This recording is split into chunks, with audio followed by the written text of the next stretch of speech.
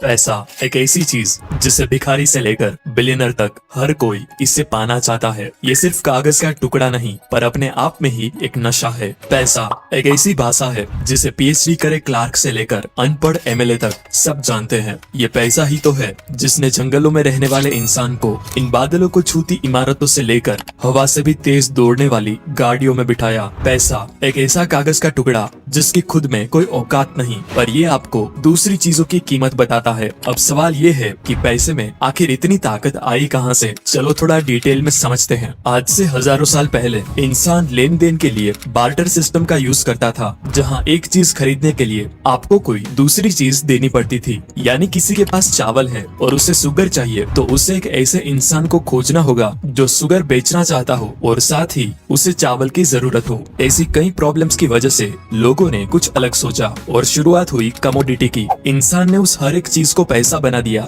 जो सबके काम आता था और लोग पशु, अनाज, टोबैको और अल्कोहल के जरिए व्यापार करने लगे। बट इसमें भी एक दिक्कत थी। इस बात का पता लगाना बहुत मुश्किल था कि मेरे पास जो चीज है उसकी सही कीमत क्या है। और कमोडिटी वक्त के साथ खराब भी हो जाया करती। खरीदे जानवर मर जाते, अनाज सड़ जाता। अब इंसान को कोई ऐसी चीज चाहिए जो यूनिवर्सल हो और शुरुआत हुई सोने और चांदी से बने सिक्कों की। लेकिन इस दो टांग वाले जीव को इसमें भी प्रॉब्लम थी क्योंकि वो वजनदार सोने को लेकर घूमना फिरना और साथ ही चोरी का डर। तो कुछ सुनार और दूसरे लोगों ने मिलकर एक उपाय निकाला। उन्होंने लोगों से कहा कि तुम अपना सोना हमारे पास रख दो, हम उसे संभाल कर रखेंगे। बदले में वो सुनार उसे कागज का टुकड़ा दे देता जिसमें लिखा होता कि मेरे पास आपका इतना सोना रखा हुआ है, जिसे IOU कहा जाता। IOU मतलब कि मैं तुम्हारा कर्जदार हूँ, जिसे दिखाकर लोग कभी भी अपना सोना वापस ले जा सकते। सबको ये आइडिया काफी अच्छा लगा और लोगों ने अपना सोना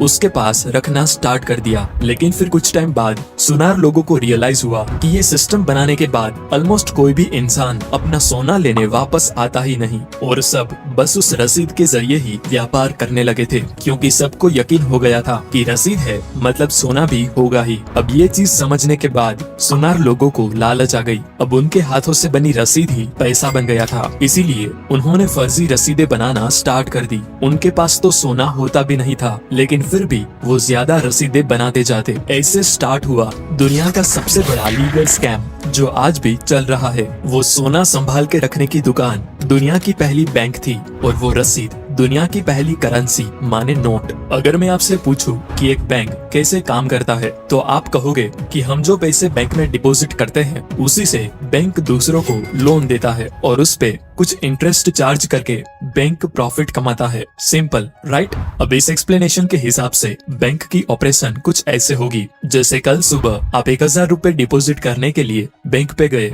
आपने 2 500 के नोट बैंक में जमा करवाए। उसके बाद बैंक क्या करेगी? वो अपने रूल के हिसाब से 10% कैश रिजर्व रखेगी और बाकी के 900 रुपए किसी और को लोन पे दे देगी। और अगर ये बैंक उस लोन वाले इंसान से ईयरली 12% इंटरेस्ट चार्ज करती है और आपको ईयरली 4% इंटरेस्ट देती है तो बीच का जो 8% बचा वो हुआ उनका मुनाफा, राइट? इसी बेसिक प्रिंसिपल पे दुनिया के सारे कमर्शियल बैंक्स ऑपरेट करते हैं। लेकिन बैंक्स बस ऐसे ही पैसा नहीं कमाते, इसके पीछे एक बहुत बड़ी गेम छुपी है जो मैक्सिमम लोगों को नहीं पता। और वो गेम ये है कि बैंक्स आपके 1000 रुपए की डिपॉजिट को आराम से 10,000 रुपए बना के उससे बिजनेस कर सकती है। और वो कैसे होता है चलो समझते हैं। मानो आप 1000 रुपए बैंक में जाके डिपॉजिट करते हो। बैंक अपने रूल के हिसाब से 10% कैश रिजर्व रखेगी और बाकी के 900 रुपए किसी को लोन पे दे देगी। पर ध्यान से देखिए यहाँ हुआ क्या। आपको अपने पैसे डिपॉजिट करने के बाद अगर आपका बैलेंस चेक करोगे तो आपको वो ही 1000 रुपए दिखाया जाएगा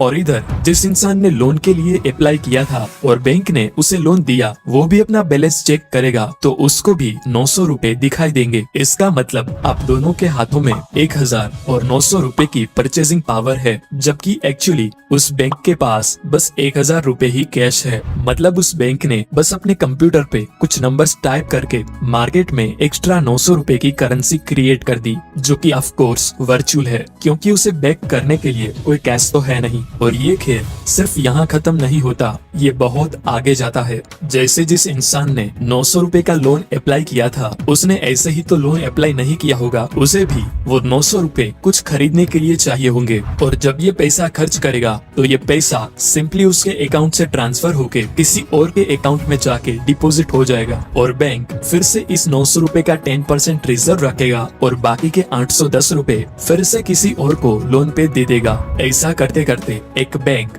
बस 1000 रुपए के कैश डिपॉजिट को 10,000 रुपए तक वर्चुअल करेंसी में कन्वर्ट करके बिजनेस करती है। आपको लगता है कि बैंक में आपके पैसे सेफ है, जिसे आप जब चाहें जाके निकाल सकते हो, बट ये एकदम सच नहीं है। अगर सिर्फ 20 से 30% लोग भी एक साथ पैसा निकालने जाए तो बैंक आपको आपके पूरे पैसे वापस नहीं कर पाएगा, क्योंकि उनके पास आपके सारे पैसे होते ही नहीं। फ्रैक्शनल रिजर्व सिस्टम की वजह से वो सिर्फ प्रोबेबिलिटी पे चलती है। फॉर एग्जाम्पल, अगर आप इस दुनिया के सारे बैंक अकाउंट के बैंक बैलेंस को ऐड करें और वो 100 रुपए होते हैं, तो उसमें से 10 रुपए से भी कम एक्चुअल कैश में अवेलेबल है। बाकी के 90% से भी ज्यादा बस वर्चुअल डिजिट है, जिसे बस आप अपने मोबाइल या कंप्यूटर स्क्रीन पे देख सकते हो। बॉस, पैसों की इस मायाजाल को जानबूझ के कॉम्प्लिकेटेड बनाया गया है ताकि एक आम इंसान इसे इजीली समझ ना पाए और वो इस सिस्टम में ही फंसा रहे। लोगों को लगता है कि करेंसी और मनी एक ही चीज है, लेकिन ऐसा है नहीं। करेंसी एक मीडियम ऑफ एक्सचेंज है, जबकि मनी खुद वैल्यूएबल एसेट है। आपके घर में पड़ा 1000 के नोटों का बंडल रातों रात कागज हो जाएगा अगर गवर्नमेंट उसे नामंजूर कर दे, क्योंकि वो